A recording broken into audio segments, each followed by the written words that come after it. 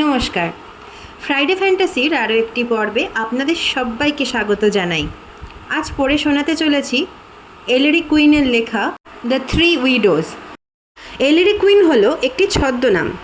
1928 সালে আমেরিকান গোয়েন্দা ফ্রেডেরিক ড্যানাই এবং ম্যানফ্রেড বেনিংটন লি দ্বারা তৈরি করা হয়েছিল। এটি তাদের প্রধান কাল্পনিক গোয়েন্দার নাম। নিউ ইয়র্ক সিটির একজন রহস্য লেখক, যিনি তার পুলিশ ইন্সপেক্টর পিতাকে চমকপ্রদ হত্যা মামলার সমাধান করতে সাহায্য করেন। 1929 থেকে 1971 সাল পর্যন্ত ড্যানা এবং লি প্রায় 40টি উপন্যাস এবং ছোট গল্পের সংকলন লিখেছেন, যেখানে এলেরি কুইন একটি চরিত্র হিসেবে উপস্থিত হয়েছে।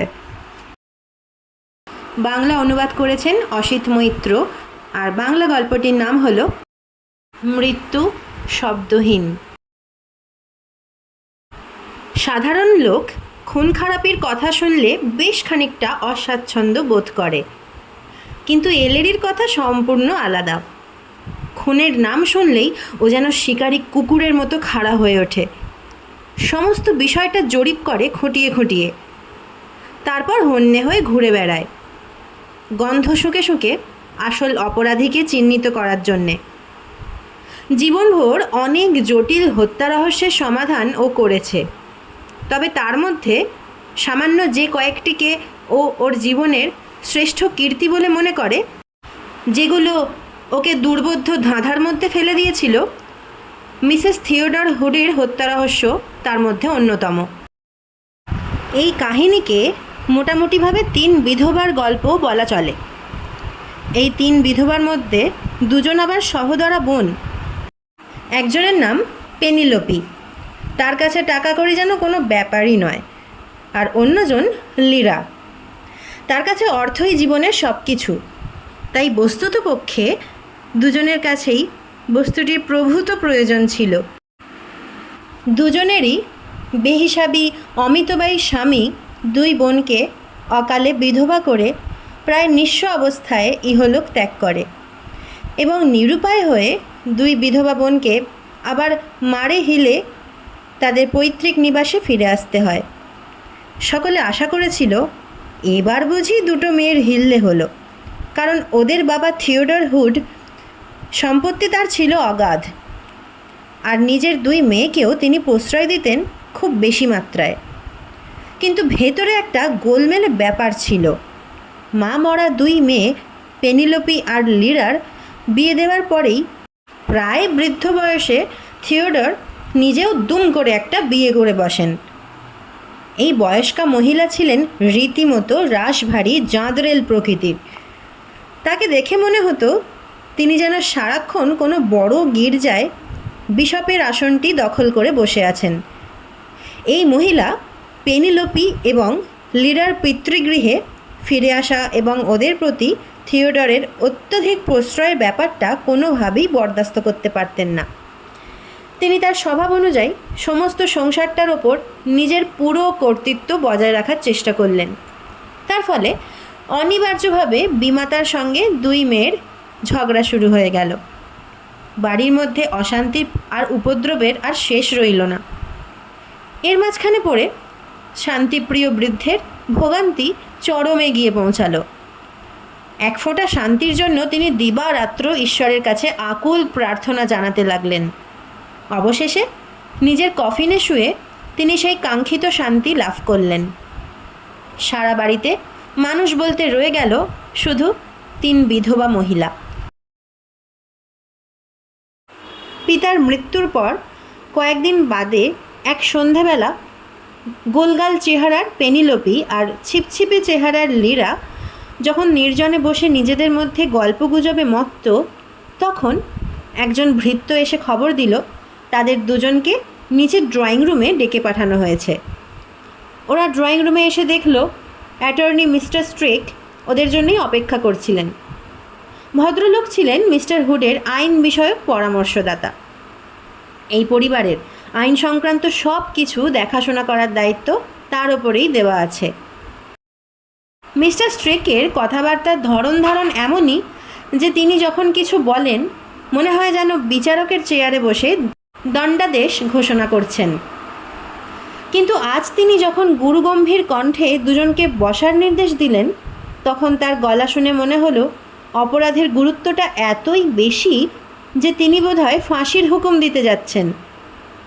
দুই বোন চকিতের জন্য একবার নিজেদের মধ্যে দৃষ্টি বিনিময় করে নিল। তারপর মাথা হেঁট করে সামনের একটা সোফায় গিয়ে বসল। মিনিট খানেকের মধ্যেই অস্পষ্ট একটা শব্দ করে ভেজানো দরজা খুলে গেল। মিসেস সারা হুড ক্লান্ত পায়ে ভেতরে ঢুকলেন। তাকে খুবই অসুস্থ আর দুর্বল দেখাচ্ছিল। চোখ মুখ এক্কেবারে বসে গেছে। সোজা হয়ে হেঁটে চলার শক্তিটুকুও তিনি যেন হারিয়ে ফেলেছেন। পারিবারিক চিকিৎসক ডাক্তার বেনেডিক্ট তাকে ধরে ধরে ভেতরে নিয়ে এলেন। ড্রয়িং রুমে ঢুকে তিনি একবার বিরূপ দৃষ্টিতে মেয়েদের দিকে তাকিয়ে মাথা ঝাঁকালেন। তারপর বিপরীত দিকের একটা খালি সোফায় গা এলিয়ে বসতে বসতে বললেন, প্রথমে ডাক্তার বেনেডিক্ট এবং মিস্টার স্ট্রিক তাদের বক্তব্য রাখবেন, পরিশেষে আমিও কিছু বলবো। ডাক্তার বেনেডিক্ট মৃদু কেশে গলাটা পরিষ্কার করে নিলেন। তারপর দুই বোনকে উদ্দেশ্য করে অথচ বিশেষ কারোর দিকে না তাকিয়ে বলতে শুরু করলেন, গত সপ্তাহে আপনাদের বিমাতা মিসেস সারা হুড তার মেডিকেল চেক আপের জন্য আমার চেম্বারে আসেন। 6 মাস অন্তর অন্তর তিনি একবার করে আমাকে দিয়ে স্বাস্থ্য পরীক্ষা করিয়ে নেন।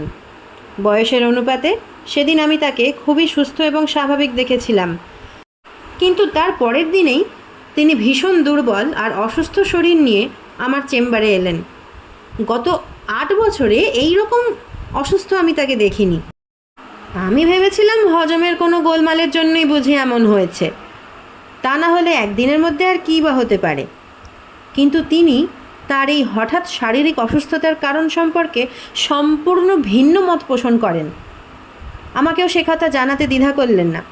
আমি তার এই ধারণাকে অবাস্তব বলে উড়িয়ে দেওয়ার চেষ্টা করলাম, কেননা বয়স হলে লোকে অল্পেতেই বেশি ভয় পেয়ে যায়। কিন্তু তিনি তাকে আরও বিশদভাবে পরীক্ষা করে দেখার জন্য আমাকে অনুরোধ করলেন। তাই তাকে শুধু আশ্বস্ত করার জন্যেই আমি তার কথা মতো কাজ করলাম। অবশেষে দেখা গেল তিনি যা আশঙ্কা করেছেন সেটাই সত্যি। তার ওপর বিষ প্রয়োগ করা হয়েছে। যদিও বিষের মাত্রা খুব সামান্য ছিল বলে তেমন মারাত্মক কিছু ঘটেনি, তাহলেও সত্যিই যে তাকে বিষ দেওয়া হয়েছিল তাতে কোনো সন্দেহ নেই। ডাক্তারের কথা শুনতে শুনতে পেনিলোপির কান দুটো ঈষৎ লাল হয়ে উঠল। লীরার চোখমুখও বিবর্ণ ফ্যাকাশে। বেনেডিক্ট সোজা হয়ে বসে দুই বোনের মুখের ওপর একবার নজর বুলিয়ে নিলেন। ব্যাপারটা যে খুবই গুরুতর সেটা নিশ্চয়ই বিস্তারিতভাবে বুঝিয়ে বলার দরকার পড়ে না, তাই আপনাদের প্রত্যেককে জানিয়ে রাখছি, এবার থেকে রোজই আমি মিসেস হুডকে একবার করে পরীক্ষা করে যাব। মিস্টার স্টিক, পাণ্ডুর হেসে মিসেস হুড বললেন, এবার আপনার বক্তব্যটা পেশ করুন। মিস্টার স্ট্রেক একটু নড়ে চড়ে বসলেন। সোফায় বসে থাকা দুই বোনের দিকেও তাকিয়ে দেখলেন এক ঝলক। তার কণ্ঠস্বর গম্ভীর, ভরাট। তোমাদের স্বর্গীয় পিতার উইল অনুসারে তার বিষয় সম্পত্তি থেকে বাৎসরিক যে আয় হবে তার একটা সামান্য অংশ তোমরা তোমাদের হাত খরচ হিসেবে পাবে। তোমাদের বিমাতা যতদিন বেঁচে থাকবেন বাকি অংশটা তিনিই পাবেন। মিসেস হুডের অবর্তমানে অবশ্য তোমাদের পিতার $20 লক্ষ সম্পত্তি তোমাদের দুজনের মধ্যে সমান ভাগে ভাগ হবে, অর্থাৎ তখন তোমরাই হবে এই বিশাল সম্পত্তির একমাত্র উত্তরাধিকারিণী। কিন্তু সেই সঙ্গে একটা কথা জেনে রেখো, সম্পত্তির লোভে মিসেস হুডকে যদি খুন করার কোনো অপচেষ্টা হয় তবে সম্পত্তি থেকে তোমরা বঞ্চিত তো হবেই, উপরন্তু খুনের সাজাটাও নেহাত কম হবে না।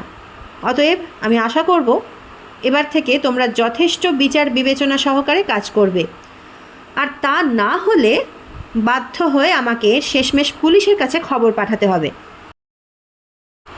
মিস্টার স্ট্রেকের কথা শেষ হবার আগেই রাগত ভঙ্গিতে পেনিলোপি প্রায় চিৎকার করে উঠল, ঠিক আছে, আপনি তাহলে পুলিশেই খবর দিন, দেখি তারা আমাদের কি করতে পারে।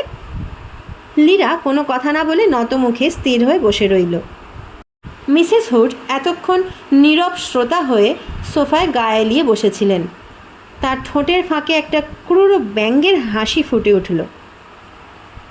আমি অবশ্য এখনই পুলিশে খবর দিতে পারি, কিন্তু তাতে আসল সমস্যার কোনো সমাধানই হবে না। তোমরা দুজনেই যথেষ্ট ধুরন্ধর। এ বাড়ি থেকে তোমাদের বের করে দিতে পারলেই আমি সব থেকে স্বস্তি বোধ করতাম, কিন্তু তোমাদের স্বর্গত পিতার উইল অনুসারে আমার হাতে তেমন কোনো ক্ষমতা নেই। অল্প থেমে দম নিলেন মিসেস হুড। তারপর নিজের কথার জের টেনে আবার বলে চললেন, আমাকে চিরকালের জন্য এই পৃথিবী থেকে সরিয়ে দিতে তোমাদের আগ্রহ যে কতটা অপরিসীম তা আমি জানি। হ্যাঁ, তার কারণ আমি খুবই সাদামাটা জীবন পছন্দ করি, আর তোমরা রঙিন প্রজাপতির মতো সাজগোজ করে উড়ে উড়ে বেড়াতে চাও। টাকা কড়ির ব্যাপারে কোনো তোয়াক্কাই করো না। আমি গত হলে তোমাদের নিজেদের ইচ্ছা মতো স্বাধীনভাবে জীবন কাটাতে পারবে। অর্থের প্রলোভনে অনেক যুবকই আবার তোমাদের বিয়ে করতে ছুটে আসবে। তবে এই সূত্রে একটা খবর দিয়ে রাখি, যেটা হয়তো তোমাদের কারোর কাছে তেমন প্রীতিকর ঠেকবে না। আমার মা 99 বছর পর্যন্ত বেঁচে ছিলেন। আমার বাবা যখন দেহ রাখেন 103 বছর বয়স তখন, আর আমার বয়স তখন 55। এবং ডাক্তার বেনেডিক্টের মতে আমি এখনও বহাল তবিয়াতে আরও 35 বছর বাঁচতে পারি। আমারও তাতে খুব একটা অনিচ্ছা নেই। অতি কষ্টে দু পায়ের ওপর ভর দিয়ে কোনো রকমে উঠে দাঁড়াতে দাঁড়াতে মিসেস হুড বললেন, এখন থেকে আমি নিজে যথেষ্ট সতর্ক হয়ে চলাফেরা করব, আর ডাক্তার বেনেডিক্ট তো রোজই একবার করে আমাকে দেখে যাবেন। এই ঘটনার ঠিক 1 সপ্তাহ পরে এলেরিকে মিসেস হুডের শোবার ঘরে দেখা গেল। ওর সঙ্গে ডাক্তার বেনেডিক্ট এবং মিস্টার স্ট্রেকও ছিলেন। মিস্টার স্ট্রেক এলেরিকে এখানে ডেকে এনেছেন। ভদ্রমহিলার ওপর আবার বিষ প্রয়োগ করা হয়েছিল। মিস্টার স্ট্রেক বেশ উত্তেজিত ভঙ্গিতে এলেরির সঙ্গে কথা বলছিলেন। তবে ডাক্তার বেনেডিক্ট সময় মতো যদি হাজির না হতেন তাহলে মারাত্মক বিপদ ঘটতে পারত। কিন্তু ইদানিং আপনি তো বেশ সতর্ক হয়েই চলতেন। এলেরি মিসেস হুডের দিকে তাকিয়ে প্রশ্ন করল। হ্যাঁ, সেদিক থেকে আমি কোনো ত্রুটি রাখিনি। মিসেস হুড ক্ষীণ দুর্বল কণ্ঠে এলেরির প্রশ্নের জবাব দিলেন। কিন্তু তা সত্ত্বেও আবার ব্যাপারটা ঘটে গেল, তাই তো? এলেরির কণ্ঠস্বর গম্ভীর, চিন্তামগ্ন। আপনি আপনার শোবার ঘরের জানলাগুলো সব সময় বন্ধ করে রাখেন। কোম্পানি থেকে লোক ডাকিয়ে লকটাও বদলে নিয়েছেন। সেই লকের একমাত্র চাবি, এবং সেই একমাত্র চাবি সারাক্ষণ আপনার কাছে থাকে। আপনি নিজে গিয়ে বাজার থেকে আপনার প্রয়োজনীয় জিনিসপত্র সব কিনে আনেন। নিজের রান্না আপনি একা এই ঘরের মধ্যে নিজেই করে নেন। খাবার সময় ঘরের মধ্যে দ্বিতীয় কেউ উপস্থিত থাকে না। তাহলে বাইরের থেকে আর কেউ এসে আপনার খাবারে বিষ মিশিয়ে যাবে সেটা অসম্ভব। তাছাড়া শুনলাম আপনার বাসনপত্র এবং কাপ ডিশ সব নতুন করে কিনে এনেছেন, আর খাবার পরে আপনি নিজের হাতে সেগুলো ধোয়া পোঁছা করেন। অতএব আগে থেকে কেউ তাতে বিষ মাখিয়ে রাখবে এমন সম্ভাবনাও তো নেই। তাহলে বিষটা আপনার শরীরে প্রবেশ করে কোন পথ দিয়ে? ডাক্তার বেনেডিক্ট হতাশ ভঙ্গিতে ঘাড় নাড়লেন। সেটাই তো আসল সমস্যা। এই প্রশ্নটাই আমাদের সকলকে বিরাট একটা ধাঁধার মধ্যে ফেলে দিয়েছে। সত্যি এটা একটা জটিল সমস্যা। মিস্টার স্ট্রেক বেশ উত্তেজিত ভঙ্গিতে এলেরির মুখের দিকে তাকিয়ে কথাটা বললেন। তাই পুলিশে খবর না দিয়ে প্রথমে তোমাকেই ডেকে আনলাম। ডাক্তার এবং আমাদের দুজনেরই ধারণা এই অদ্ভুত সমস্যার সমাধান কেবলমাত্র তোমার দ্বারাই সম্ভব। খানিকক্ষণ কোনো কথা না বলে গুম হয়ে এলেরি বসে রইল। তারপর বেনেডিক্টকে লক্ষ্য করে বলল, আপনার যদি কোনো আপত্তি না থাকে তবে মিসেস হুডকে আমি কতগুলো প্রশ্ন করতে চাই। বেনেডিক্ট উঠে গিয়ে মিসেস হুডের নাড়ির গতি পরীক্ষা করলেন। অবশেষে মাথা নেড়ে সম্মতি জানালেন এলেরিকে। খুঁটিয়ে খুঁটিয়ে অনেক কথা জিজ্ঞেস করল এলেরি। ভদ্রমহিলা খুব মৃদু অথচ দৃঢ় কণ্ঠে প্রত্যেকটি প্রশ্নের উত্তর দিলেন। তার সমস্ত দাঁত এখনও অটুট আছে। নিয়মিত টুথব্রাশ করেন। টুথপেস্ট এবং টুথব্রাশ দুটোই তিনি নতুন কিনেছেন। সাধারণভাবে একটু কিছু হতে না হতেই ওষুধপত্র ব্যবহার করা তিনি একদম পছন্দ করেন না। রাত্রে তার বেশ ভালো ঘুম হয়। ঘুমের বড়িটড়ি খাওয়াও তিনি এক্কেবারে বরদাস্ত করতে পারেন না। জল ছাড়া অন্য কোনো পানীয় তিনি গ্রহণ করেন না। ধূমপান করা তার স্বভাবের বাইরে। মিষ্টি জাতীয় দ্রব্য তিনি বেশি খান না, আর প্রসাধন দ্রব্য কদাচিৎ ব্যবহার করেন। এলেরি আরও অনেক বিষয়ে খোঁজখবর নিল। মিসেস হুডের শোবার ঘর এবং সংলগ্ন বাথরুমটাও ঘুরে ফিরে পরীক্ষা করে দেখল। তারপর ভদ্রমহিলার কাছ থেকে বিদায় নিয়ে বাইরে বেরিয়ে এলো। ডাক্তার বেনেডিক্ট এবং মিস্টার স্ট্রেকও ওর সঙ্গে সঙ্গে নিচে নেমে এলেন। আপনি বিচার বিশ্লেষণ করে কি বুঝলেন বলুন তো, জানতে চাইলেন বেনেডিক্ট। মিস্টার স্ট্রেকেরও সপ্রশ্ন দৃষ্টি এলেরির মুখের দিকে নিবদ্ধ। ব্যাপারটা নিঃসন্দেহে খুবই রহস্যময়। এলেরি গম্ভীর স্বরে তার অভিমত ব্যক্ত করল। কিভাবে ভদ্রমহিলার দেহে বিষ প্রয়োগ করা হয় তার হদিশ খুঁজে পাওয়া বাস্তবে কি এক দুরূহ সমস্যা। আমি যখন মিসেস হুডের বাথরুমে গিয়ে পানীয় জলের কল এবং পাইপটা পরীক্ষা করেও কোনো সূত্রের সন্ধান পেলাম না, তখন এ বিষয়ে শেষ সম্ভাবনাটাও আমাকে বাতিল করতে হলো। তা সত্ত্বেও ব্যাপারটা তো আর মিথ্যে নয়। ডাক্তার বেনেডিক্টের উদ্বেগের স্বর চাপা রইল না। মুখ দিয়েই বিষটা শরীরে প্রবেশ করানো হয়। যথেষ্ট পরীক্ষা নিরীক্ষার পর আমি এই সিদ্ধান্তেই পৌঁছেছি। তাহলে ডাক্তার বেনেডিক্ট, এই সমস্যার একটিমাত্র সমাধানই হতে পারে। ভদ্রমহিলা হয়তো নিজেই নিজের ওপর বিষ প্রয়োগ করছেন। আপনি বরং কোনো ভালো মনস্তত্ত্ববিদের সঙ্গে এই বিষয়ে পরামর্শ করুন। আচ্ছা, শুভরাত্রি। 10 দিনের মাথায় এলেরিকে আবার মিসেস হুডের শোবার ঘরে দেখা গেল। ভোরবেলা মিসেস হুড মারা গেছেন। শরীরে বিষক্রিয়ার ফলেই যে ভদ্রমহিলার মৃত্যু ঘটেছে তার সমস্তই লক্ষণ স্পষ্ট। এলেরির পিতা ইন্সপেক্টর কুইনও সেখানে হাজির ছিলেন। মিসেস হুডের রহস্যময় মৃত্যুর খবর পেয়েই তারা সদলবলে সেখানে উপস্থিত হয়েছেন। ঘণ্টা দুয়েক বাদে এলেরি যখন এসে পৌঁছলো তখন মোটামুটিভাবে পরীক্ষা নিরীক্ষার কাজ শেষ হয়ে গেছে। মৃতদেহটাও ইতিমধ্যে মর্গে পাঠিয়ে দেওয়া হয়েছে। ব্যাপারটা কি তোমার আত্মহত্যার ঘটনা বলে মনে হয়? এলেরি ওর বাবার দিকে তাকিয়ে প্রশ্নটা করল। না। অভিজ্ঞ পুলিশ ইন্সপেক্টর কুইন দৃঢ় ভঙ্গিতে মাথা নাড়লেন। এটা কিছুতেই আত্মহত্যার ঘটনা হতে পারে না। সারা ঘর তন্ন তন্ন করে খুঁজেও কোনো বিষের পাত্র বা এক ফোঁটা বিষও কোথাও পাওয়া যায়নি। ঘটনাটা সত্যিই ভারী আশ্চর্যের। নিচে নেমে এসে চাকর বাকরদের জেরা করল এলেরি। কোনো ফল হলো না। সকলের মুখে একই কথা, এই জটিল সমস্যার সমাধানের সামান্য কোনো সূত্র তাদের কাছ থেকে উদ্ধার করা গেল না। এলেরি অবশেষে মেয়েদের মহলে হাজির হলো। থিওডর হুডের 2 মেয়ে পেনিলোপি এবং লিরা বাড়ির এক আলাদা অংশে বাস করে। সম্প্রতি বিমাতার সঙ্গে তাদের কোনো রকম সম্পর্ক ছিল না। পেনিলোপির সঙ্গে কথাবার্তা বলার সময় এলেরি তার চোখের কোণে টলটলে জল দেখতে পেল। কিন্তু লিরার ধরন ধারণ কেমন যেন কাটা কাটা, দু চোখে ক্রুদ্ধ জ্বলন্ত দৃষ্টি। তবে তারা দুজনেই এলেরিকে হতাশ করল। তারা ছিটে ফোটা আলোর আভাসও দিতে পারল না। এরপর পুরো 46 ঘন্টা এলেরি এক মুহূর্তের জন্যও চোখের পাতা এক করতে পারেনি। সারাক্ষণ অস্থিরভাবে ছুটে বেরিয়েছে নিজের ঘরের মধ্যে। কাপের পর কাপ চা খাচ্ছে, একটার পর একটা সিগারেট ধ্বংস করছে। কখনো যদি বা চেয়ারের ওপর একটু গা এলিয়ে দিয়েছে, কিন্তু পরক্ষণেই উঠে পড়ছে সজাগ হয়ে। টেনে টেনে মাথার চুল ছিঁড়ছে। এই সমস্যাটা বুঝি ওকে পাগল করে দেবে। মাঝে মাঝে ইন্সপেক্টর কুইন এসে ওকে সান্ত্বনা দেওয়ার চেষ্টা করছেন। তাতে ফ্যাসাদ আরও বেড়েছে, বই কমেনি। অবরুদ্ধ ক্ষোভে গর্জে উঠেছে এলেরি। তুমি ঠিক বুঝতে পারছো না বাবা, এর ফলে আমার যাবতীয় পার্থিব সত্তা বিপর্যস্ত হয়ে পড়েছে। আমি যে এলেরি কুইন, এই মুহূর্তে পৃথিবীতে আর কোনো মূল্য নেই তার। আমার কাছে একটা অত্যন্ত অসম্মানজনক ঘটনা এটা, কতখানি অবমাননাকর। সেদিন ধরাচোরা পড়ে অফিসে বেরোনোর সময় ইন্সপেক্টর কুইন দেখলেন ছেলে একটা চেয়ারে বসে ঝিমোচ্ছে। তিনি তাকে আর বিরক্ত করলেন না। নিঃশব্দে পা টিপে টিপে বাড়ির বাইরে বেরিয়ে গেলেন।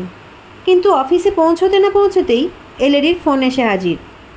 এলেরি তখন ফোনের অপর প্রান্তে দাঁড়িয়ে উন্মত্তের মতো চিৎকার করছে, পেয়েছি বাবা, পেয়েছি। এখন আমি মিসেস হুডের মৃত্যু রহস্যের সমাধান খুঁজে পেয়েছি।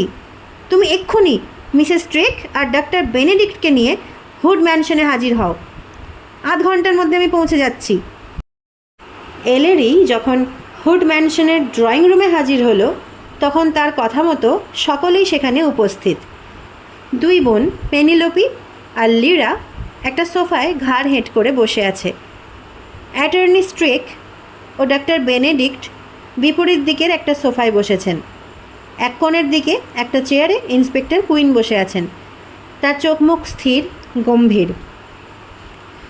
দমকা ঝড়ের মতো দরজা ঠেলে ঢুকলো এলেরি। একবার ঘাড় ঘুরিয়ে দেখে নিল সকলকে। তারপর দুই বোনের দিকে চোখ তুলে শীতল কণ্ঠে প্রশ্ন করল, আপনাদের মধ্যে কার সঙ্গে ডাক্তার বেনেডিক্টের গোপন ভাব ভালোবাসা চলছে? কে তাকে বিয়ে করবেন বলে মনস্থির করেছেন? পেনিলোপি বা লীরা এ প্রশ্নের জবাব দিল না। পেনিলোপি আরক্ত হয়ে উঠল আর লীরা ক্রুদ্ধ। এলেরির সেদিকে কোনো ভ্রুক্ষেপ নেই। সোফায় বসে থাকা সুদর্শন তরুণ ডাক্তারের দিকে আঙুল তুলে বলল, ডাক্তার বেনেডিক্ট, আপনিই তো মিসেস হুডকে খুন করেছেন, কিন্তু মিসেস হুডের মৃত্যুতে প্রকৃতপক্ষে লাভবান হবে কারা? মিস্টার হুডের দুই মেয়ে পেনিলোপি এবং লীরা। অতএব এই দুজনের কোনো একজনের সঙ্গে যে আপনার গোপন প্রণয় চলছে সে কথা সহজেই অনুমান করে নেওয়া যায়। আর যদি জিজ্ঞেস করেন যে কী করে খুনটা করলেন, আমি তার উত্তরও দিতে পারি। আপনি আপনার থার্মোমিটারের গায়ে বিষ মাখিয়ে রাখতেন। স্বাদ, গন্ধ আর বর্ণহীন সেই বিষ মাখানো থার্মোমিটার মুখে দিয়েই মিসেস হুড তার শরীরের তাপ পরীক্ষা করতেন। সর্ষের মধ্যেই যে ভূতের অবস্থান, এতটা তিনি কখনো আন্দাজ করতে পারেননি। তারপর ইন্সপেক্টর কুইনের দিকে তাকিয়ে এলেরি বলল, তুমি নিশ্চয়ই শুনে থাকবে, গতবার মিসেস হুড যখন তার মেডিকেল চেক আপের জন্য ডাক্তার বেনেডিক্টের চেম্বারে যান, তার পরের দিনই তিনি অসুস্থ হয়ে পড়েন। এর কারণ, আগের দিন ডাক্তার বেনেডিক্টের চেম্বারে বসে মিসেস হুড যে থার্মোমিটার ব্যবহার করেছিলেন তার গায়ে বিষ মাখানো ছিল। এই অসুস্থতার সুযোগ নিয়ে ডাক্তার বেনেডিক্ট একবার করে মিসেস হুডকে পরীক্ষা করে যেতেন। মতলবটা তিনি খুব ভালোই এঁটেছিলেন, কিন্তু এর মধ্যে যে হঠাৎ করে এলেরির আবির্ভাব হতে পারে তিনি হয়তো এটা ভাবতে পারেননি। সে যাই হোক, মোটামুটি ব্যাপারটা তোমাদের বুঝিয়ে দিলাম। এরপর তথ্য প্রমাণ সংগ্রহের যা কিছু দায় দায়িত্ব সেটা পুলিশের। ওর মধ্যে আমি কোনোভাবেই নাক গলাতে চাই না। আমার ভীষণ ঘুম পেয়েছে। আমি এখন একটানা 12 ঘন্টা ঘুমোতে চললাম। এই ফাঁকে কেউ যেন আমায় বিরক্ত না করে। সকলকে স্তম্ভিত করে যেমন ঝড়ের বেগে এসেছিল, সেই রকমই ঝড়ের বেগে আবার ঘর থেকে বেরিয়ে গেল এলেরি।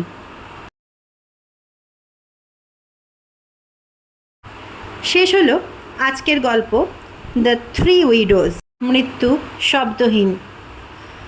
গল্পটি কেমন লাগলো কমেন্ট করে জানাবেন। ভালো লাগলে একটি লাইক, শেয়ার এবং সাবস্ক্রাইব করে আমার চ্যানেলের পাশে থাকবেন। ফিরে আসছি নতুন কোনো গল্প নিয়ে পরের শুক্রবার। ততদিন ভালো থাকবেন, সুস্থ থাকবেন। ধন্যবাদ।